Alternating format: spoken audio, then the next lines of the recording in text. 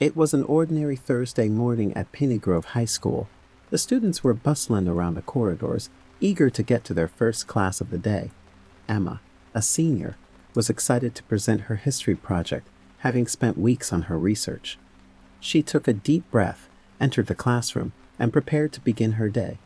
In her third period, Emma noticed a palpable tension in the air. The teachers seemed distracted and on edge. The students were oblivious, chatting and laughing amongst themselves, unaware of the impending horror. As the clock struck 11 o'clock a.m., the intercom crackled to life. Attention students and staff, we are now under a full lockdown. This is not a drill. Please follow all lockdown procedures and stay calm. A wave of terror washed over everyone as the teachers locked the doors and covered the windows. Emma huddled under a desk, her heart pounding in her chest. She struggled to keep her breathing steady, recalling the countless drills they had practiced. As the minutes ticked by, she began to doubt the likelihood of this being a false alarm. She could hear the faint sound of sirens in the distance, and she clutched her phone tightly, praying for a signal. Hours passed, and the once chatty students had fallen eerily silent. Emma glanced around the dimly lit classroom, her classmates' faces reflecting the same fear that gripped her. She tried to distract herself by reading the texts from her parents and siblings, assuring her they were safe at home. Outside, the police had established a perimeter around the school, trying to assess the situation. Inside, the students and staff had grown increasingly uneasy. They had no idea what was going on beyond the confines of their makeshift shelters. Rumors circulated of a shadowy figure seen lurking around school, but no one knew for sure what they were up against. As night fell, Emma's mind raced with terrifying possibilities. She couldn't shake the feeling that the threat was far worse than they had anticipated. The darkness outside seemed to press against the windows, as if trying to infiltrate the fragile sanctuaries they had created. The lockdown dragged on, and the students began to lose hope. It was now Friday morning, and they were still trapped within the school. Fear and exhaustion had taken their toll, and the once vibrant students now resembled hollow shells of their former selves. Suddenly, a janitor managed to slip a message under the classroom door. Emma's teacher read it aloud, her voice shaking. "We have found several bodies. The perpetrator is still at large. Do not leave your rooms." A chorus of gasps and sobs erupted, and Emma felt a cold chill run down her spine.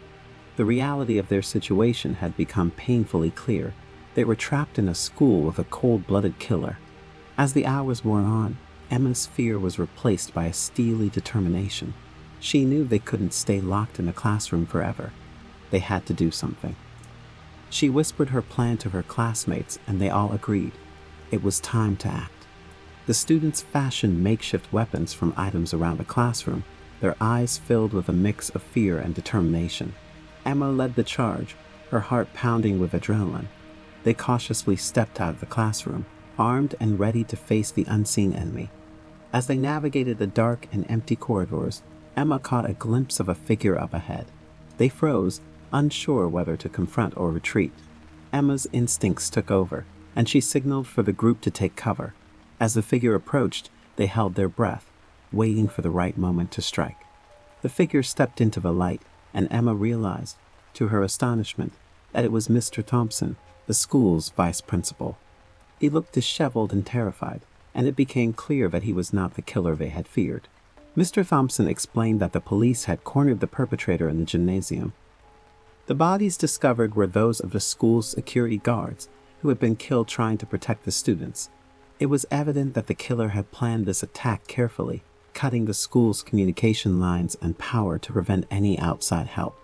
With newfound determination, Emma and her classmates decided to help the police end the nightmare. They cautiously made their way to the gymnasium, where they found the police engaged in a standoff with the killer. In a swift and coordinated effort, the students created a diversion, allowing the police to apprehend the murderer. The lockdown was finally lifted, and the students and staff were released from their horrifying ordeal. As they left the school, Emma knew that their lives would never be the same. The events of the past day had changed them all, leaving scars that would last a lifetime. But in the face of terror, they had discovered a strength and unity they never knew they possessed. They had survived the longest lockdown, and in doing so, forged a bond that would never be broken. In the following weeks, Piney Grove High School became the center of national attention. News crews and reporters swarmed the town, seeking interviews with the students and staff who had lived through the harrowing experience.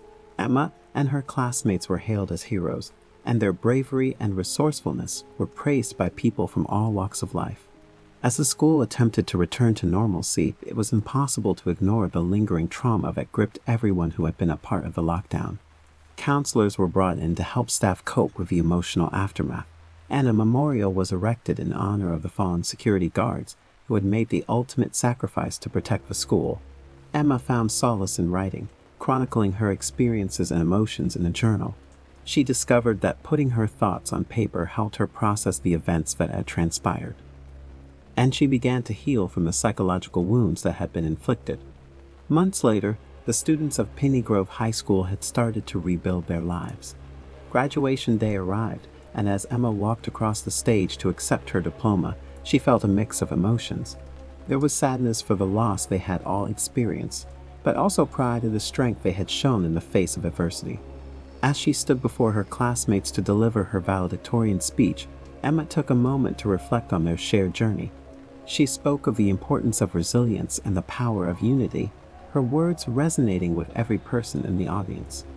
"We have faced unimaginable horrors, and yet we stand here today, stronger than ever," Emma said, her voice filled with conviction. "We have learned that even in the darkest of times, there is hope. Let us carry that hope with us as we move forward into the next chapter of our lives." With that, the students of Piney Grove High School tossed their caps into the air, a symbol of their triumph over tragedy. They knew that the memories of the lockdown would remain with them forever, but they also knew that they had the strength to overcome any obstacle that life might throw their way. As they stepped into the future, Emma and her classmates walked side by side, their bond forged in the crucible of horror, unbreakable and everlasting. And though the scars of their ordeal would never fully fade, they would stand as a testament to their resilience and the indomitable spirit of Piney Grove High School. It was a small rural school in the middle of nowhere. The students and faculty were a tight-knit community, and everyone looked out for each other. But one day everything changed. It was a typical school day, and I was in my history class when the announcement came over the loudspeaker. "Attention all students and faculty. This is a lockdown. Please remain calm and follow the procedures in place. Do not leave the classrooms until further notice." I felt my heart race as fear crept over me. I had never been in a lockdown before, and I couldn't help but think of all the terrible things that could be happening outside. My classmates were just as scared, and we huddled together as our teacher tried to keep us calm. We didn't hear anything for what felt like hours. The silence was deafening and made the fear even worse. I kept thinking about my family and if I would ever see them again. I couldn't shake the feeling that something was off and that we were in grave danger. Just as I was about to lose all hope, there was a loud banging on the door. We all jumped in terror and I couldn't help but scream. The teacher quickly got up to see who it was, but before she could even get to the door, it burst open and a figure appeared in the doorway. It was a janitor, but he looked different. His eyes were dark and empty and his skin was pale. He was covered in blood and he was holding a knife. He just stood there, staring at us with a blank expression on his face. The teacher tried to calm him down, but he just lunged at her with the knife.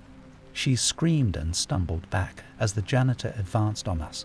I don't know how, but I found the strength to move, and I grabbed my classmates, pulling them towards the back of the room. We huddled together, trying to make ourselves as small as possible. I could hear the janitor searching the room, muttering to himself. My heart was pounding so hard, I thought it would burst out of my chest. The janitor's eyes were fixed on us, and I was frozen with fear, unable to move or even breathe. The knife glinted in the light, and I could see drops of blood dripping off the blade. The teacher's face was ashen as she tried to reason with him, but he seemed beyond reason. He was like a wild animal, his movements unpredictable and his eyes vacant. As he lunged at the teacher, I could hear her screams ringing in my ears.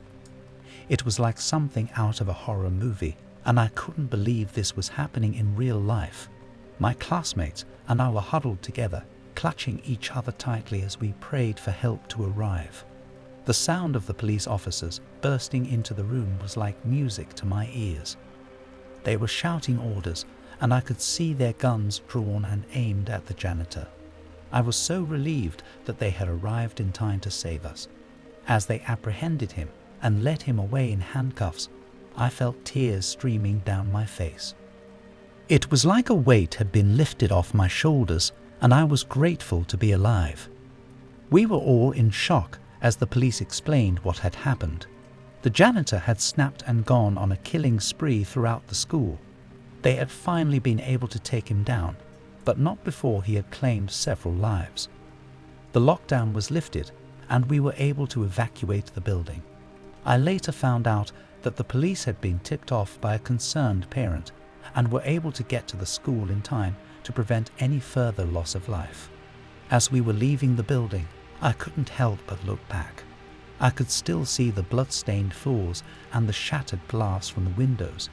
It was a scene straight out of a horror movie. I couldn't shake the feeling that something was off about that janitor. Why would someone who had worked at the school for so long suddenly snap and go on a killing spree? It didn't make any sense.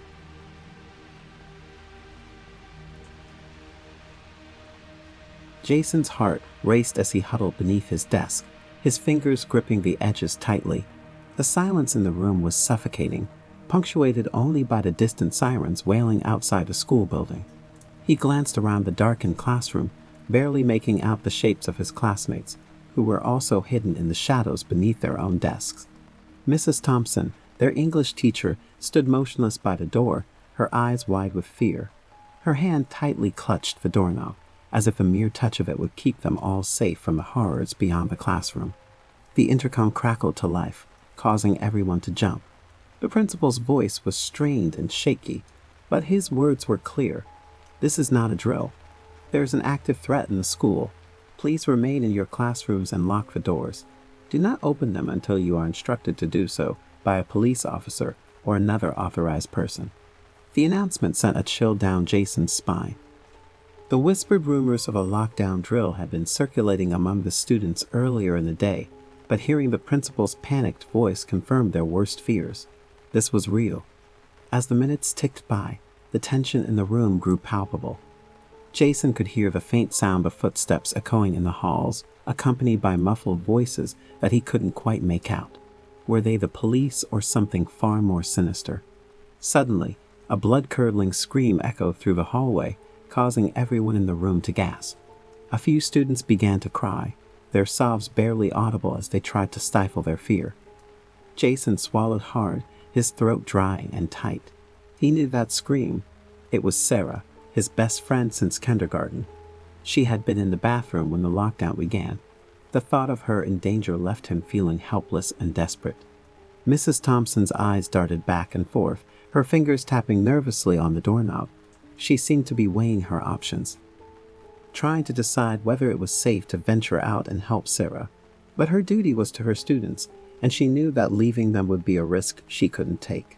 The horrifying screams continued, now accompanied by the sound of gunshots that echoed through the halls like a macabre symphony. Jason's heart pounded in his chest, his breath coming in short, panicked gasps. He squeezed his eyes shut, willing the terrifying sounds to stop.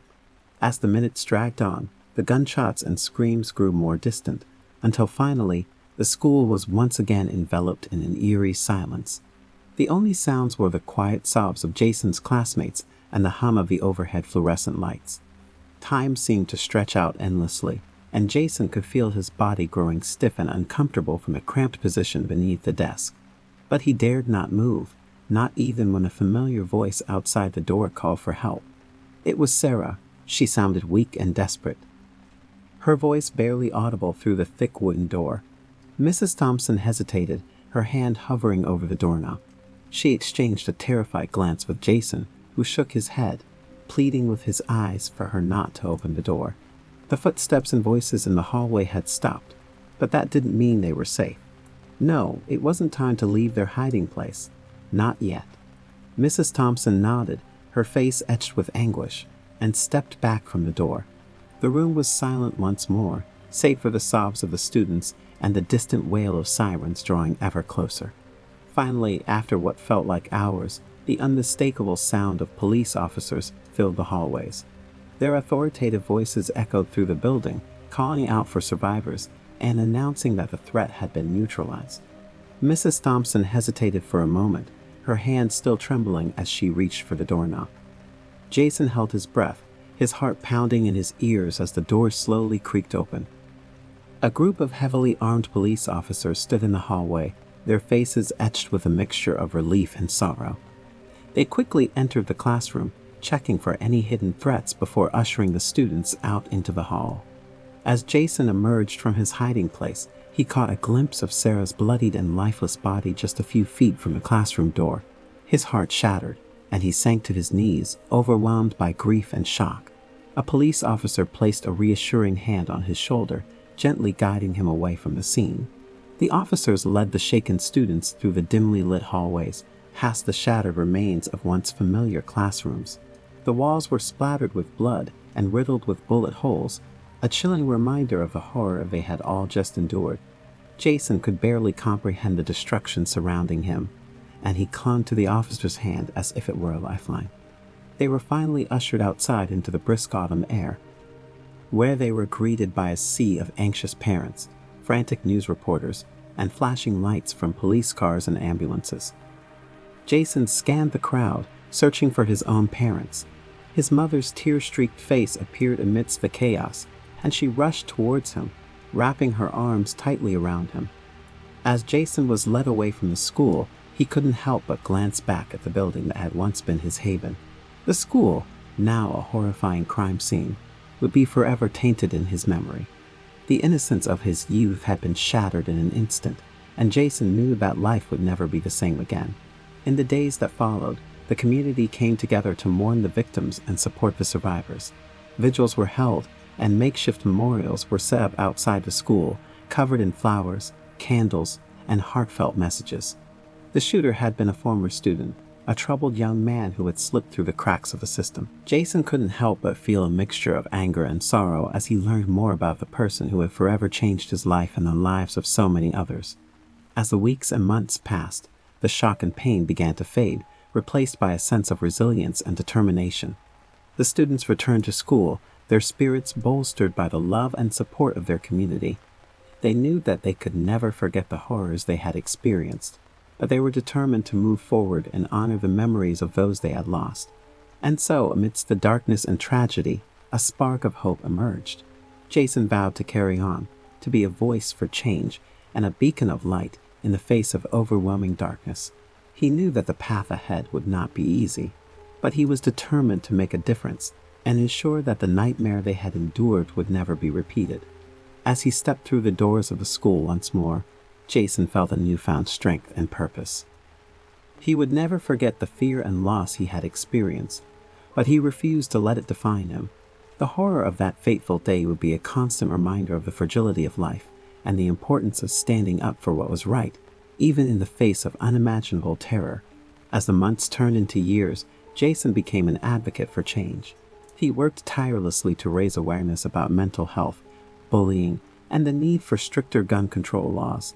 He spoke at community meetings, organized fundraisers, and wrote articles for the school newspaper. Through it all, he carried the memory of Sarah and the others who had been lost, using their stories as a driving force for change. One day, Jason received an invitation to speak at a national conference on school safety. He knew that this was an opportunity to reach a broader audience and make a real difference. With a heavy heart but a determined spirit, he prepared a powerful and moving speech that detailed his experiences and called for urgent reforms. As he stood on stage, the bright lights shining down on him, Jason felt a swell of emotion rise within him. He looked out at the sea of faces, some tear-streaked and others nodding in agreement, and he realized that he was not alone in his fight. Together, they could make a difference and prevent future tragedies from occurring. Jason's speech resonated deeply with the audience, and he quickly gained national attention for his cause. He was invited to speak on news programs, and he even testified before Congress, urging them to take action on gun control and mental health support. With every speech and appearance, Jason felt the weight of responsibility grow heavier on his shoulders. He knew that he couldn't bring Sarah or the others back, but he could do everything in his power to ensure that their deaths were not in vain. I'm a student at Lincoln Middle School, and today started out like any other ordinary day. I was excited for my history class, where I was going to present a project I had been working on for weeks. But everything changed when the fire alarm went off. At first, I thought it was just a drill, but when I stepped outside, I saw that the street was filled with police cars and fire trucks. There was a sense of panic in the air, and I could feel my heart racing with fear. We were all herded back into the school and instructed to go to our homerooms. The teachers were looking just as scared as we were, and I could tell that something was seriously wrong. It was then that the PA system crackled to life, and the principal's voice echoes through the halls, announcing that the school was going into lockdown. My heart sank as I heard the panic in her voice. I looked around at my classmates, and I could see the fear in their eyes. We were all thinking the same thing. What's happening? We were instructed to lock the door, turn off the lights, and stay away from the windows. I immediately thought of all the school shootings I had heard about on the news, and I couldn't help but shake with fear. I tried to remain calm and hide my fear from my classmates. The next few hours were some of the most tense and frightening of my life. We were completely in the dark, not knowing what was happening outside the door. We all sat huddled together, trying to make sense of what was happening and wondering if we would ever see our families again. Suddenly, there was a loud banging on the door, and we all jumped in fright. A voice screamed, "Open up, it's the police." My heart was pounding in my chest as I watched the door slowly creak open. A group of heavily armed police officers burst into the room, shouting for us to keep our hands up. We were all frisked and searched, and I couldn't help but feel violated. The police wouldn't tell us what was happening, but we could hear the sounds of chaos and destruction outside the door. It sounded like a war zone. After what felt like an eternity, the police finally allowed us to leave the room. When I stepped outside, I was met with a scene of utter devastation. Windows were shattered, desks overturned, and papers scattered everywhere. The school looked like it had been through a tornado. I soon learned that a dangerous group of antagonists had entered the school, armed with weapons and a plan to take hostages. The police had been called to intervene, and there had been a shootout. Several people had been injured, but thankfully, no one had been killed. The rest of the day was a blur as I tried to process what had just happened. I felt like I was in a state of shock, unable to fully grasp the reality of what had just occurred. I eventually made it home, but the events of that day have stayed with me. Every time I close my eyes, I can still hear the sounds of the lockdown, the police shouting, and the chaos outside the door. I still have nightmares about that day, and I know that I'll never forget it. The school lockdown was a traumatic experience that changed me forever. I never thought that something like this could happen in my school, but it did, and it has left me with a newfound appreciation for life and the people I love, and a fear of what the world has become. I'm a student at Jefferson High School, and today started out like any other ordinary day. I woke up early, had breakfast, and took the bus to school with my best friend, Sarah. We were chatting about our plans for the weekend, excited for the days ahead. But everything changed when we stepped into the school building. The atmosphere was tense, and I could sense that something was off. Students were huddled in groups, whispering nervously, and the teachers seemed on edge. It was the middle of first period when the PA system crackled to life and the principal's voice echoed through the halls, announcing that the school was going into lockdown. My heart sank as I heard the panic in her voice. I looked around at my classmates and I could see the fear in their eyes.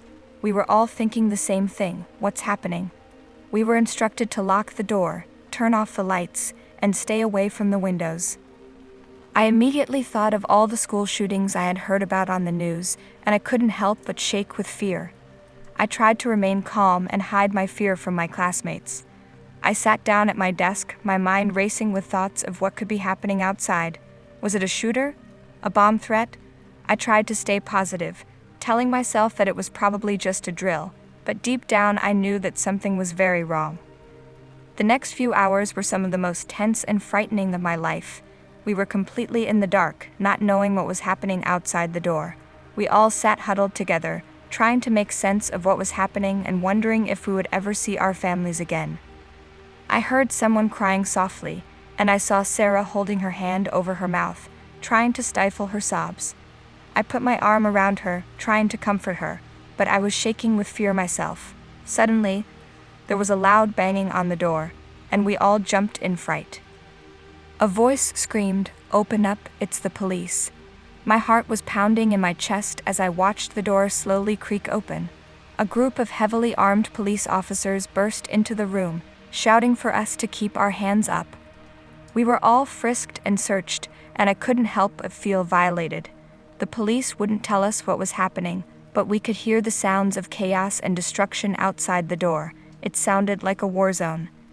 After what felt like an eternity, the police finally allowed us to leave the room.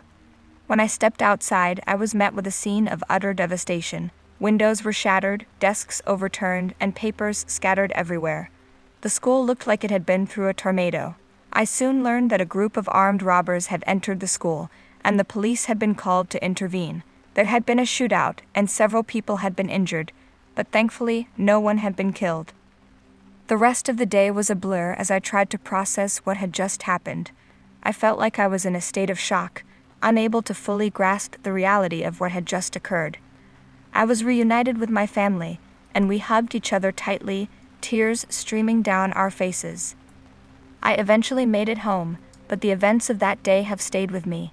Every time I close my eyes, I can still hear the sounds of the lockdown, the police shouting, and the chaos outside the door. I still have nightmares about that day, and I know that I'll never forget it.